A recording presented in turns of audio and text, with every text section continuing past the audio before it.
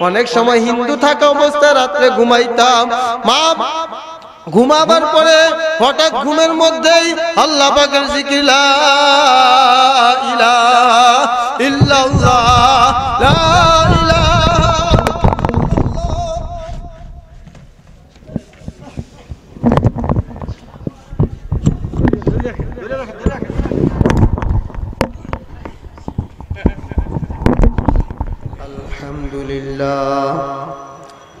الحمد لله الذي جعل الشمس والقمر بحسبان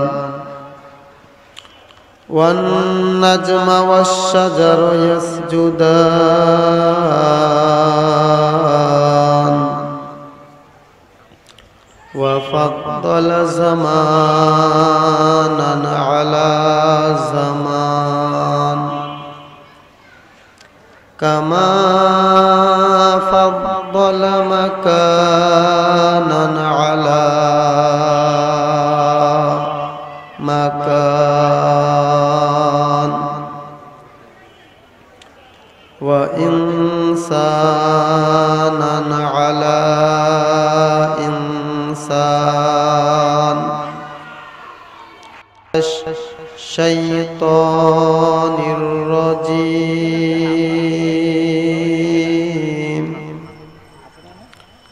بسم الله الرحمن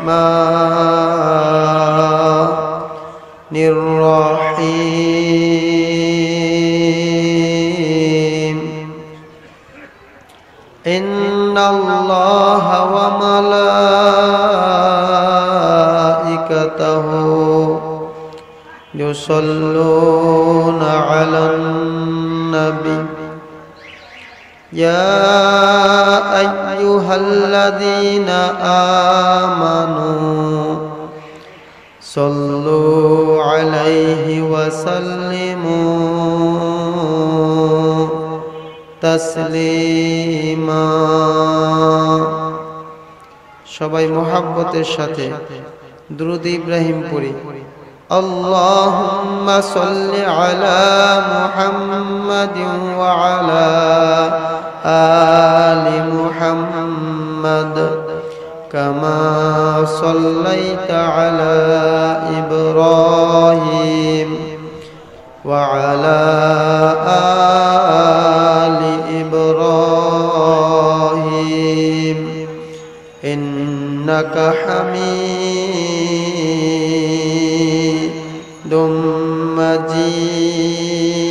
مجيد اللهم بارك على محمد وعلى آل محمد كما باركت على إبراهيم وعلى آل إبراهيم إنك حميد مجيد أعوذ بالله من الشيطان الرجيم بسم الله الرحمن الرحيم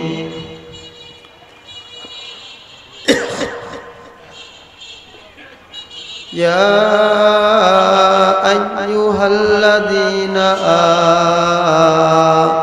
آمنوا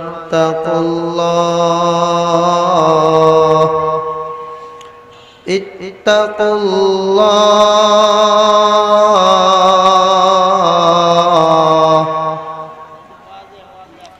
اتقوا الله حق تقاته ولا تموتن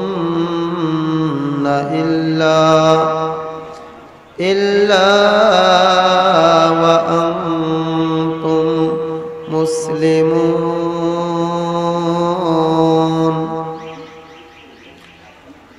وقال رسول الله صلى الله عليه وسلم القبر روضة من رياض الجنة أو حفرة من حفر النار.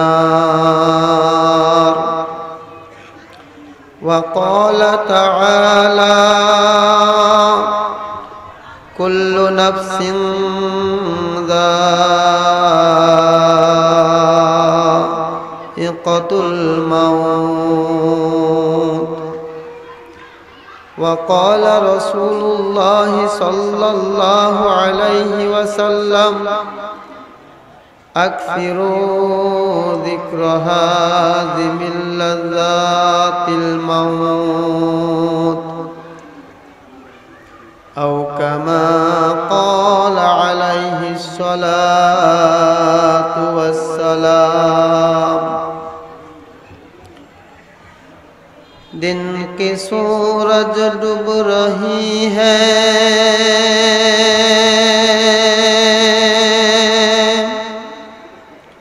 ہم لوگوں کی سامنے. دن کی سورج ڈوب رہی ہے، ہم لوگوں کی سامنے. روز محشر کیا جواب ہے مصطفیٰ کی سامنے. دن کی سورج ڈوب رہی ہے، ہم لوگوں کی سامنے. دن کی سورج ڈوب رہی ہے، ہم لوگوں کی سامنے. روز محشر کیا جواب ہے مصطفیٰ کی سامنے. مقبول تو ہے، شاذ ہے، قابل تو بہت ہے. مقبول تو ہے، شاذ ہے، قابل تو بہت ہے. ایناک مانندے تو نہیں، دل تو بہت ہے. ایناک مانندے تو نہیں، دل تو بہت ہے. توفیق سے ہوتی ہے نعمت کا خزینہ، ہر مرد کی طاقت کیا انہ نشانہ. ہر مرد کی طاقت کیا انہ نشانہ. اے بندہ خدا چاہ گر ان کی ملاقات. اے بندہ خدا چاہ گر ان کی ملاقات. جلدی سے اب اٹھے سنو حضرت کی نصیحت. جلدی سے اب اٹھے سنو حضرت کی نصیحت. یا الہی تو میرا معبود ہے، یا الہی تو میرا معشوق ہے. یا الہی مجھ سے مجھ کو دور کر، تاکہ دیکھو مجھ میں تجھ کو ایک نظر. یا الہی تو میرا معبود ہے، یا الہی تو میرا معشوق ہے. نمی گویم کہ اج دنیا جدا باش، बाहर करे के बाशी बा खुदा बाश हकीकत से तो दुनिया बेखबर है दुनिया की नुमाइश पर नजर है अल्लाह अल्लाह क्या मुबारक नाम है अल्लाह अल्लाह आशिकों का काम है मन गुंजम दर जमीन आसमां लेके गुंजम दर कलब मोमना ला इलाहा इल्लल्लाह ला इलाहा इल्लल्लाह जोरे इल्लल्लाह ला इलाहा इल्लल्लाह ला इलाहा इल्लल्लाह ला इलाहा इल्लल्लाह ला इलाहा इल्लल्लाह ला इलाहा इल्लल्लाह ला इलाहा इल्लल्लाह আসমানের মালিক যে আল্লাহ জমিনের মালিক সে আল্লাহ হায়াতের মালিক যে আল্লাহ মৌতের মালিক সে আল্লাহ লা ইলাহা ইল্লাল্লাহ লা ইলাহা ইল্লাল্লাহ জোরে লা ইলাহা ইল্লাল্লাহ লা ইলাহা ইল্লাল্লাহ লা ইলাহা ইল্লাল্লাহ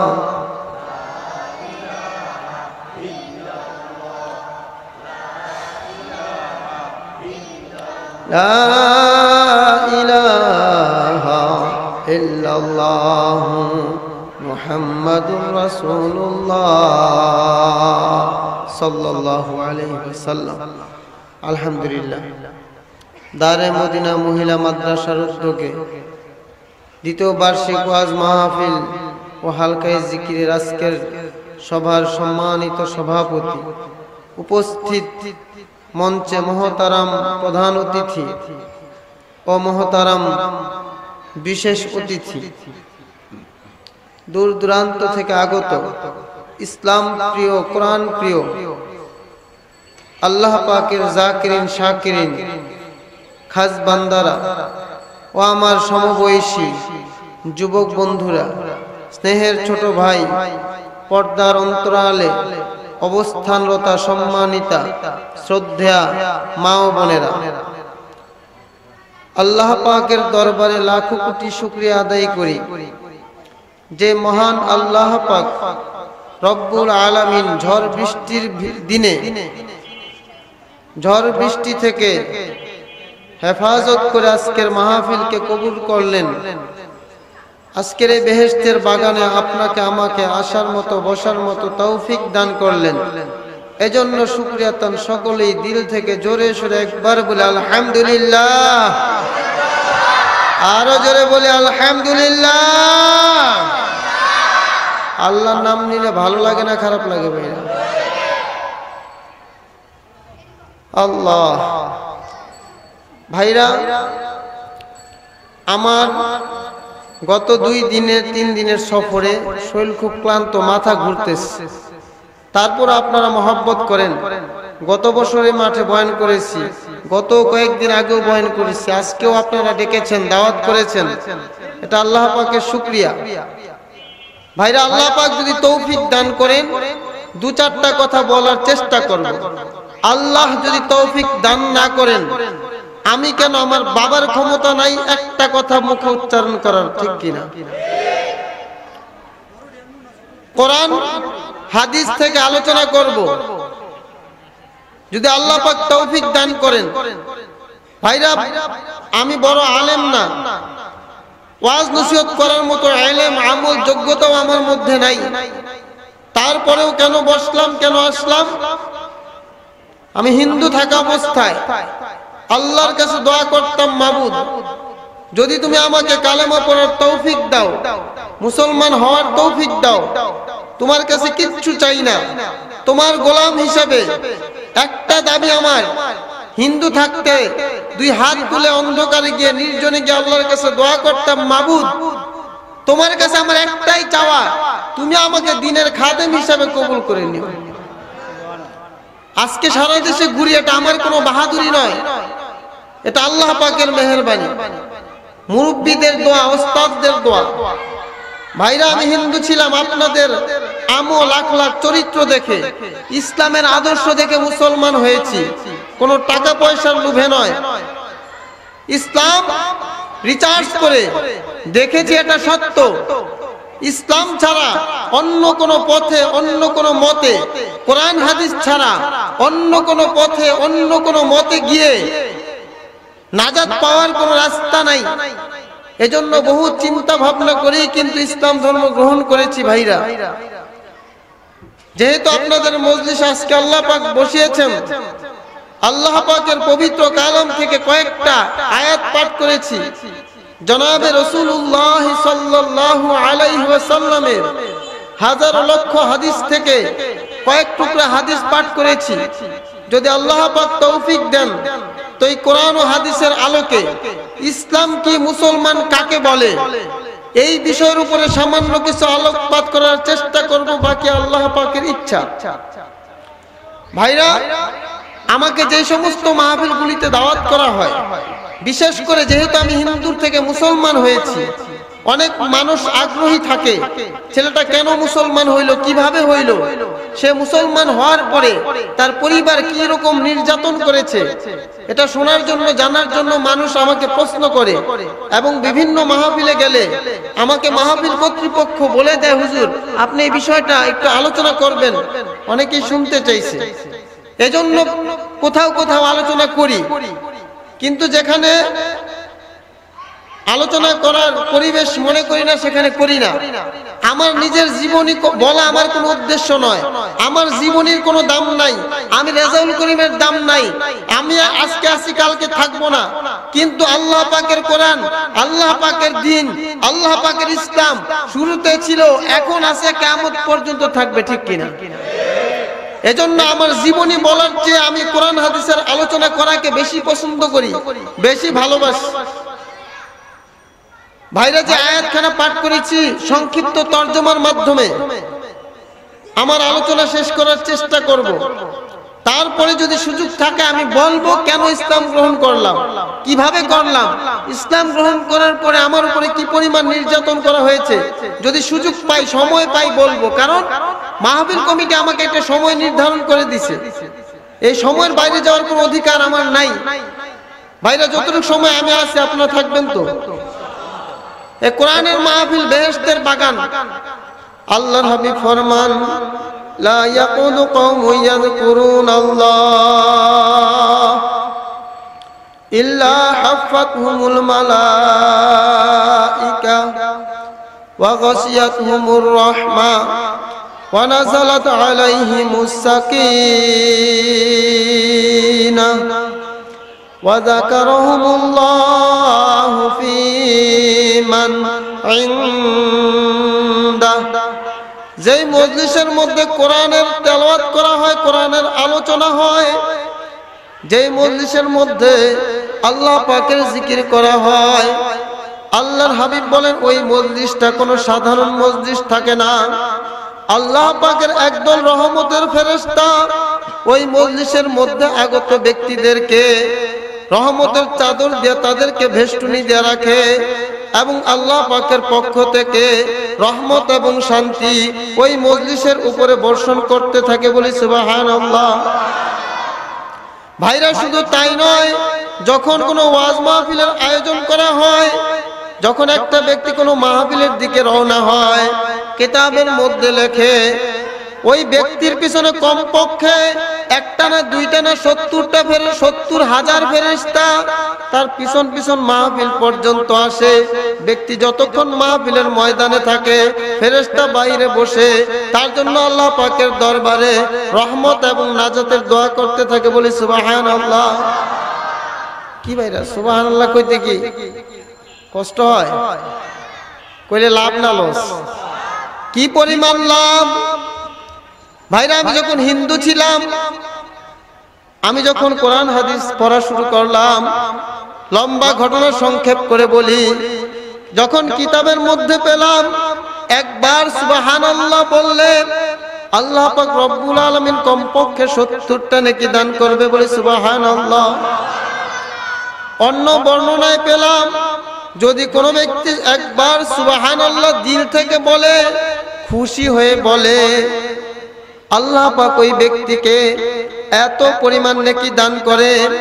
উদাহরণস্বরূপ এই তামাম পৃথিবী, মাশরিক থেকে মাগরিব, শিমাল থেকে জুনুব, তামাম আসমান থেকে জমিন, তামাম পৃথিবীকে যদি একটা গুডাউন বানায় দেওয়া হয়, তাহলে গুডাউনের ভিতরে যেই পরিমাণ নেকি ধরতে পারে, আল্লাহর হাবিব বলেন একজন সুবহানাল্লাহ বলনেওয়ালার আমল নামায় আল্লাহ পাক রব্বুল আলামিন ওই পরিমাণ নেকি দান করে। বলি সুবহানাল্লাহ। ভাইরা নেকি, এই যে নেকির বয়ান করতেছি, একদিন আল্লাহর রাসূল সাহাবায়ে কেরামদেরকে নিয়ে নেকির বয়ান করে। সাহাবায়ে কেরাম প্রশ্ন করলেন, ইয়া রাসূলুল্লাহ, এই যে নেকির বয়ান শুনতেছি, নেকিটা কি জিনিস, কি বস্তু, আমাদেরকে একটু বুঝায়া দেন। আল্লাহর হাবিব বলেন, হ্যাঁ আমার সাহাবা, এই যে তোমরা মদিনা শরীফে উহুদ পাহাড় দেখতেছো, আল্লাহর রাসূল বলেন এই একটা উহুদ পাহাড়ের ভিতরে কি পরিমাণ পাথর আছে যেটা আল্লাহ তাআলা ছাড়া কেউ জানে না। এটা কত মাইল লম্বা, কত মাইল পাশ, কত মাইল উঁচু, এর ভিতরে যে কি পরিমাণের পাথর আছে যেটা আল্লাহ তাআলা ছাড়া কেউ জানে না। আল্লাহর রাসূল বলেন, হে আমার সাহাবারা, এইরকম একটা পাথরের পাহাড়কে যদি সম্পূর্ণ স্বর্ণের করে দেওয়া হয়, তাহলে স্বর্ণের একটা পাহাড়ের দাম যত হবে, আল্লাহ পাকের দরবারে একটা ছোট্ট নেকির দাম এই স্বর্ণের পাহাড়ের চেয়ে অনেক বেশি। বলি সুবহানাল্লাহ। ভাইরা আমার অল্প একটু সময় আছে, অল্প একটু সময় আছে, তা আসলে এই অল্প সময়ে আলোচনা করা সম্ভব না। আমি যে আয়াতখানা পাঠ করেছি ভাইরা, এই আয়াতের ভিতরে আল্লাহ পাক রব্বুল আলামিন ঈমানদারদেরকে ডাক দেন, উদ্দেশ্য করে বলেন, ইয়া আইয়ুহাল্লাযীনা আমানুত্তাকুল্লাহ, হে ঈমানদার বান্দা বান্দীরা, তোমরা আমি আল্লাহকে ভয় করো। ইত্তাকুল্লাহ, আমি আল্লাহকে ভয় করো। এতটুকু বলে শেষ করেন নাই, পরে আল্লাহ বলেন ইত্তাকুল্লাহ হাক্কা তুকাতি, শুধু ভয় করলেই চলবে না, ভয় করার মতো ভয় করো। তারপরে বলেন ওয়ালা তামুতুন্না ইল্লা ওয়া আনতুম মুসলিমুন। তারপর আল্লাহ বলেন, হে বান্দা বান্দীরা, খবরদার খবরদার, মুসলমান না হইয়া কেউ মরিও না। বাইরে এই আয়াতের মধ্যে একটা প্রশ্ন থেকে যায়। আল্লাহ পাক প্রথমে ঈমানদারদেরকে ডাক দিলেন, কোন কাফেরকে, কোন মুশরিককে, অন্য কোন কাউকে ডাক দিলেন না। ইয়া আইয়ুহাল্লাযীনা আমানু, হে ঈমানদাররা, আমি আল্লাহকে ভয় করো, ভয় করার মতো ভয় করো। ভাইরা আল্লাহ পাক ঈমানদারদেরকে কেন ভয় করার মতো ভয় করতে বললেন? যখন এই আয়াতখানা নাজিল হয়, সাহাবায়ে কেরাম তখন এই আয়াত শুনে কান্নাকাটি গড়াগড়ি শুরু করে দিয়েছেন। নবীকে বলেন, রাসূল গো, আল্লাহ যেইভাবে আমাদেরকে ভয় করার কথা বলছেন, আমরা তো আল্লাহকে সেইভাবে ভয় করতে পারি নাই। আমাদের উপায় কি? আমরা কি করব? আমাদের কি অবস্থা হবে? তখন আল্লাহ পাক বলেন, হে আমার বান্দারা, তোমাদের সাধ্য অনুযায়ী আমি আল্লাহকে ভয় করো। ভাইরা, আমরা সবাই মুসলমান দাবি করি কি করি না? সবাই মুসলমান দাবি করি। সবাই এখন যদি বলা হয় কে কে আল্লাহকে ভয় করি, আমরা সবাই বলবো আল্লাহকে ভয় করি। কিন্তু ভাই, আমরা আল্লাহকে ভয় করি, কিন্তু যখন ফজরের সময় মসজিদের মাইকে আজান হয়, হাইয়া আলাস সালাহ, হাইয়া আলাস সালাহ, হাইয়া আলাল ফালাহ, হাইয়া আলাল ফালাহ, তখন কিন্তু ভাইরা আমরা শীতের দিনে ঠান্ডা পানি দিয়ে ওযু করতে হবে, গোসল করতে হবে। এই কষ্টের কারণে কিন্তু আমরা বিছানার থেকে উঠি না, নামাজে যাইতে পারি না।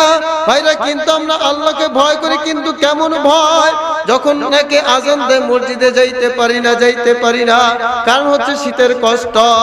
কিন্তু ভাইরা, আসলে আল্লাহকে প্রকৃত পক্ষে ভয় করতে পারি না। আল্লাহ বলেন যে বান্দা বান্দি নেক আমল নিয়ে আমি মাওলার কবরে আসবে। অন্য আয়াতের মধ্যে বলেন, ইন্নাল্লাযীনা আমানু ওয়া আমিলুস সলিহাত কানাত লাহুম জান্নাতুল ফিরদাউসি নুজুলা। যারা ঈমান আনার পরে নেক আমল করবে, আমলে সলেহ করবে, আল্লাহ পাক রব্বুল আলামিন বলেন যারা ঈমান আনার পরে ফরজ হুকুমগুলো আছে পালন করবে, ওয়াজিব যে হুকুম আছে পালন করবে, নবীর সুন্নত তরিকায় চলার চেষ্টা করবে, আল্লাহ পাক বলেন আমি ওই বান্দা বান্দির জন্য জান্নাতুল ফেরদাউস সাজিয়ে রাখছি। বলি সুবহানাল্লাহ। ভাইরা, অন্য আয়াতে আল্লাহ বলেন ফারিকুম ফিল জান্নাতি ওয়া ফারিকুম ফিস সাঈর।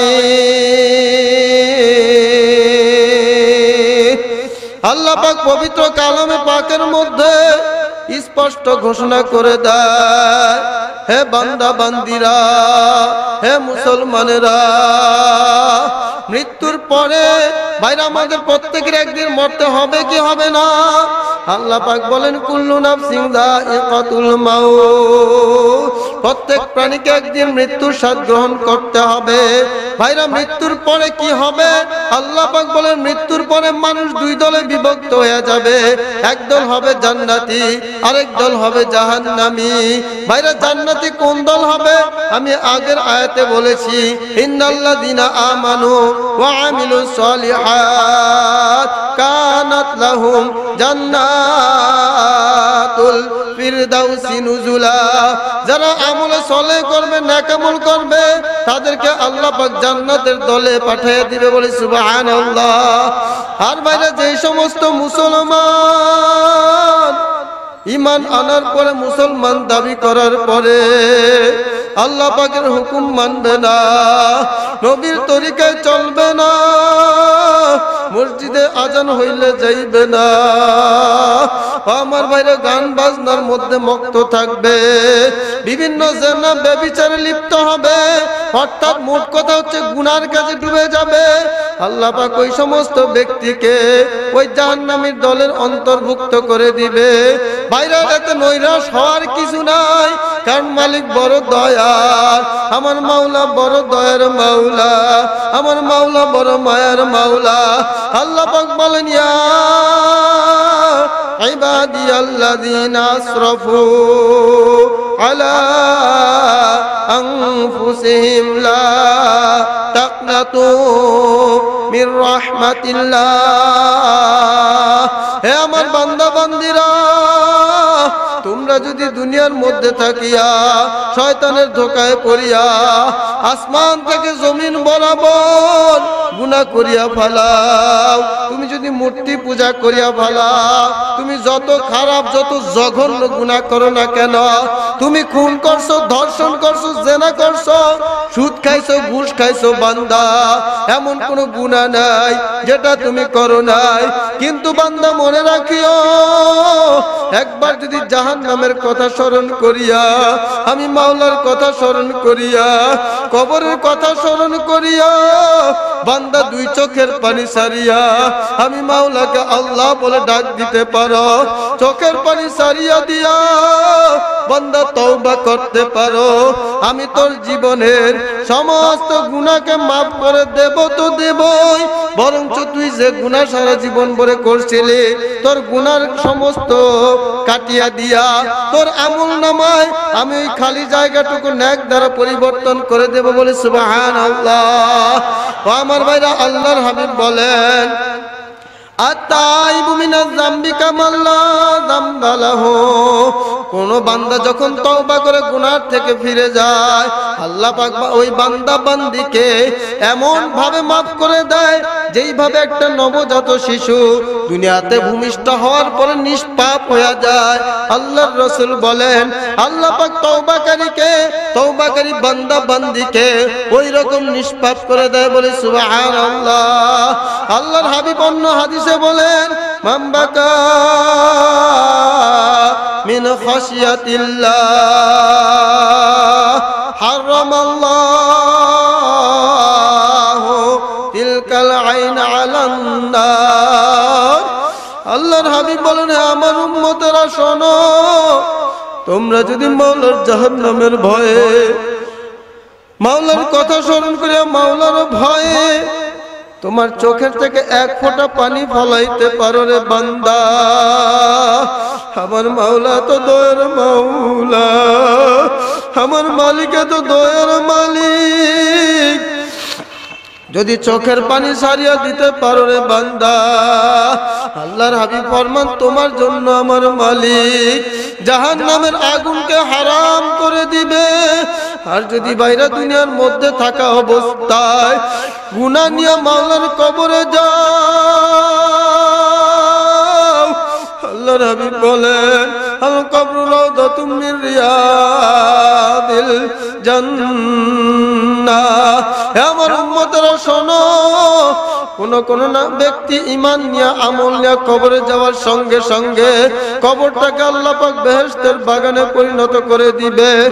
আর কোন নাফরমান, হারামি, বদমাশ, বেনামাজি, বেপরদা শয়তান দুনিয়াতে থাকে মাওলার নিয়ামত ভোগ করিয়া মাওলার হুকুম যারা মানে নাই, মাওলার কোরআনের মাহফিলে যারা আসে নাই, কোরআনের মজলিসে যারা বসে নাই, গানে গেছে, যাত্রার প্যান্ডেলে গেছে, সিনেমা হলে গেছে, মদের আড্ডায় গাজার আড্ডায় সময় কাটাইছে, মাওলাকে আল্লাহ বলে ডাক দেয় নাই।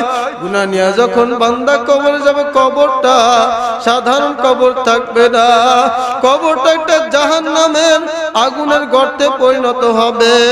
কবরের মধ্যে একটা না দুইটা না 99টা সাপ আসে কবরের মধ্যে জমা হবে। ওই সাপ কেমন বিষাক্ত হবে, সাপ সম্পর্কে আল্লাহর হাবিব বলেন লাউনু খাবিল আরদিমা আমবাতাত খাদরা। ওই একটা সাপে যদি দুনিয়ার এক প্রান্ত থেকে একবার শ্বাস ফালাইতো, তামাম দুনিয়ার মানুষ, গরু, ছাগল, গাছপালা, তরুলতা যা কিছু দেখা যায় সবকিছু জ্বলিয়া পুড়িয়া ছারখার হয়ে যাইতো। কিয়ামত পর্যন্ত এই জমিনের মধ্যে আরেকটা ঘাসও গজাইতো না। আমার ভাইরা, কবর কিন্তু ভয়ানক জায়গা। নেক আমল না নিয়ে যদি মাওলার কবরে যায়, জাহান্নাম ছাড়া কিন্তু কোনো উপায় নাই। এজন্য ভাইরা, আমার সময় শেষ, একেবারে শেষ। আমার জীবনে 3টা ঘটনা, কেন ইসলাম গ্রহণ করলাম, কিভাবে করলাম, গ্রহণ করার পরে কি হয়েছে ভাইরা, কেন ইসলাম গ্রহণ করেছি, বড় মর্মান্তিক বিষয়। ইসলাম কিভাবে গ্রহণ করলাম, আমার মালিক আমার আল্লাহ। যখন আমি হিন্দু ছিলাম, আল্লাহর জিকির, হিন্দু থাকা অবস্থায় জিকির করতাম, হাঁটতে চলতে উঠতে বসতে ঘুমাবার সময় শুধু সুবহানাল্লাহ সুবহানাল্লাহ আলহামদুলিল্লাহ আলহামদুলিল্লাহ আল্লাহু আকবার লা ইলাহা ইল্লাল্লাহর জিকির করতাম। দুনিয়ার মানুষ জানতো আমি হিন্দু, যদিও তখন প্রকাশ্যে কালেমা গ্রহণ করি নাই, মাথায় টুপিদারি কিছুই ছিল না, কিন্তু আমার দিলে বিশ্বাস ছিল আল্লাহ এক, ইসলাম সত্য, কোরআন সত্য। এই বিশ্বাস থাকার কারণে চিন্তা করলাম আল্লাহ বাঁচা রাখলে একদিন মুসলমান হব। সর্বহালতে আল্লাহর জিকির করতাম, জিকির করতে করতে এমন একটা অবস্থা তৈরি হয়ে গেছে, অনেক সময় হিন্দু থাকা অবস্থায় রাত্রে ঘুমাইতাম, মা ঘুমাবার পরে হঠাৎ ঘুমের মধ্যেই আল্লাহ পাকের জিকির, লা ইলাহা ইল্লাল্লাহ লা ইলাহা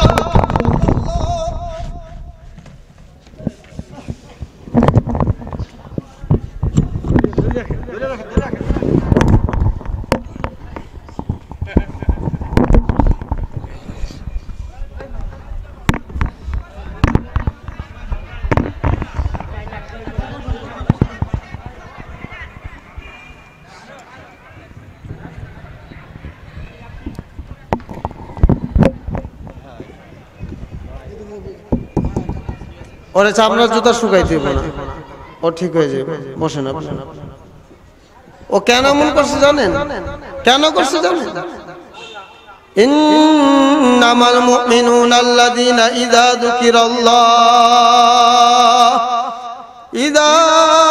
যুকিরাল্লাহু ওয়াজিলাত কুলুবুহুম ওয়া ইযা তুলিয়াত আলাইহিম আয়াতুহু যাদাতহুম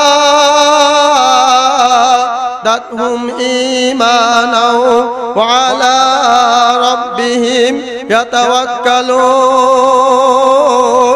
আমার ভাই পাগল কেন পাগলামি করলো? শোনো, আমার মালিক আমার আল্লাহ পবিত্র কালামের পাকের মধ্যে বলে, যখন মুমিনের সামনে, ইমানদারের সামনে আল্লাহ পাকের কালামের তেলাওয়াত করা হয়, আল্লাহ পাকের জিকির করা হয়, তখন ওই বান্দা বান্দির শরীরের মধ্যে কম্পন সৃষ্টি হয়ে যায়। ওই বান্দা বান্দি নিজেকে নিজে ঠিক রাখতে পারে না, তখন সে লাফালাফি ফালাফালি শুরু করিয়া দেয়। এজন্য ভাইরা, আল্লাহ পাক রব্বুল আলামিন, আমার সময় শেষ, কেন কিভাবে মুসলমান হইলাম বলার আর সুযোগ নাই, শুধু এতটুকু বলি, স্বপ্নের মাধ্যমে আল্লাহ পাক আমাকে কালেমা পড়ার তৌফিক দান করছেন। আবার কখনো সুযোগ হইলে, সময় হইলে বাকি বিস্তারিত আলোচনা করব। আমি সবার কাছে দোয়া চাই, ভুল হইলে ক্ষমা চাই, সবার কাছে দোয়া চাই, সবার জন্য দোয়া করি। আসসালামু আলাইকুম ওয়া রাহমাতুল্লাহ।